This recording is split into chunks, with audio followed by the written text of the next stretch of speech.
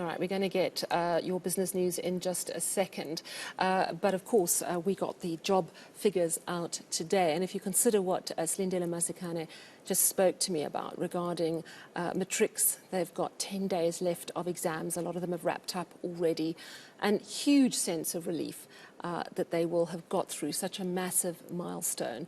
But even if they are successful in getting their matric exams and they're not planning to study further, next year they're going to be entering a job market that is still not favourable to them. We know that the jobless numbers are very high amongst young people. It is very difficult to enter the job market. These are difficult times for young people. So certainly really good news when we hear about green hydrogen and the President saying this is something that has the potential to create massive amounts of jobs, not only in South Africa, but across the continent. It certainly cannot come a moment too soon. Let's bring in Rofhiwa Madzena. And Rofhiwa, even though the news is good today, we've got slightly more jobs in the system, we're not yet back to pre-pandemic levels of jobs. And even then it was concerning. It was pretty bad. Yeah. You're absolutely right, Sally. What you just said is so important now. And let's just take a look at what we're seeing in terms of the jobs numbers at the moment, Sally. So like you say, it is a bit of positive news coming in here in that we've seen a third consecutive drop in the official unemployment rate, dropping to 32.9% to around 7.7 million people in the third quarter of this year. And this is a very important development when it comes to the unemployment rate. Let's just take a look at another component of the data that was released by Stats SA, Sally.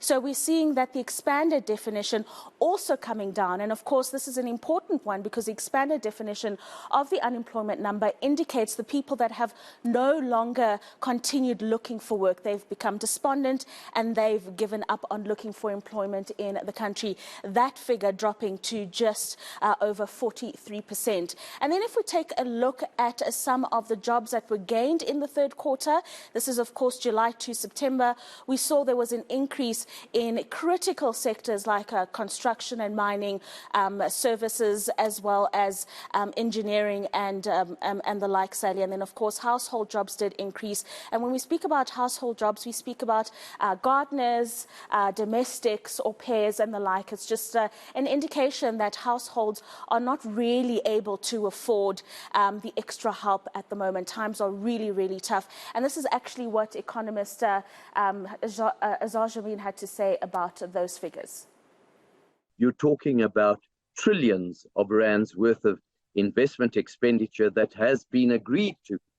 Now, if you translate the implementation of such a magnitude of investment into the numbers, you suddenly come across that investment should be rising by 20–30% a year, and the economy should be growing by 5 to 7% a year.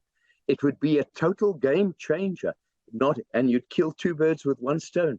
Not only would you enhance service delivery and the quality of life in South Africa, but you'd also be creating the number of jobs that we've been alluding to necessary to reduce the unemployment rate.